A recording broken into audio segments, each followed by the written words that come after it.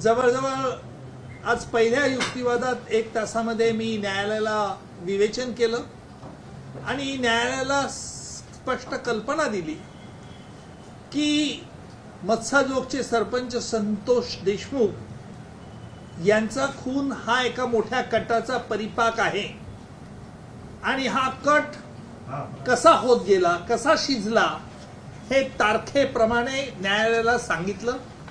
त्याचप्रमाणे प्रत्येक तारखेबाबत आमच्याजवळ पुरावा आहे हा देखील मी आज न्यायालयात दावा केला। विशेषतः ज्यांनी धमकी दिली, ज्यांनी वाल्मिक कराड यांनी जी धमकी दिली, त्याचप्रमाणे गँग लीडर हा तिथे प्रत्यक्ष आला आणि त्याने सुदर्शन घुलेने देखील त्या धमकीचा पुनरुच्चार केला। या सगळ्या गोष्टी सरकार पक्षाकडे व्हिडिओ रेकॉर्डिंगच्या स्वरूपात आणि ऑडिओ रेकॉर्डिंगच्या स्वरूपात आहेत आणि न्यायालयाने सांगितलं की हा कट म्हणजे एक कंटिन्युइंग क्रिमिनल कॉन्स्पिरसी आहे।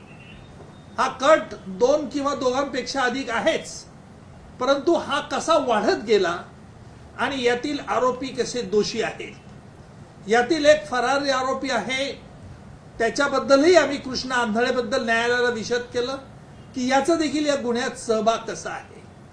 आता महत्वाच्या 2 गोष्टी याच्यामध्ये आम्ही आज न्यायालयात विशद केल्या। काही जे महत्वाचे साक्षीदार आहे त्यांची ओळख ही गोपनीय न्यायालयाने ठेवावी अशी न्यायालयाला विनंती केली आहे। दुसरा एक अर्ज आम्ही आज न्यायालयात दिला की यातील काही लोकांची प्रॉपर्टी जी आहे ती प्रॉपर्टी या संघटित गुन्हेगारी कायद्याखाली देखील जप्त करावी अशी न्यायालयाला आज विनंती केली। त्यानुसार न्यायालयात आम्ही आज अर्ज केलेले आहे।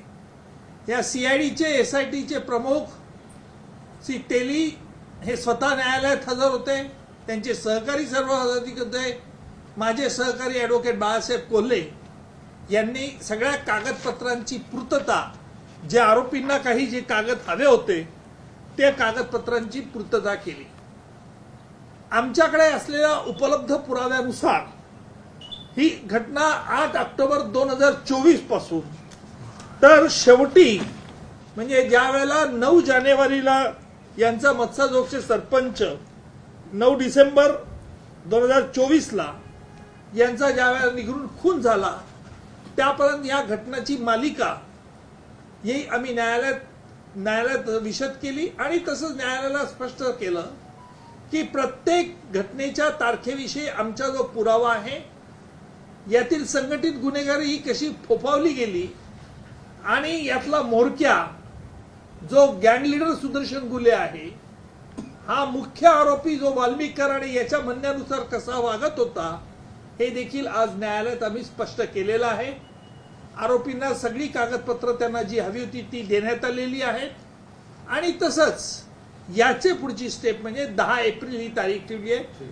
10 एप्रिलला आरोपीतर्फे आम्ही कोर्टाला एक चार्ज देऊ की न्यायालयाने यांच्याविरुद्ध कोणकोणते गुन्हे हे करावेत, चार्ज फ्रेम करावा अशा तऱ्हेचा आम्ही विनंती अर्ज देखील 10 एप्रिलला कोर्टात देणार आहोत।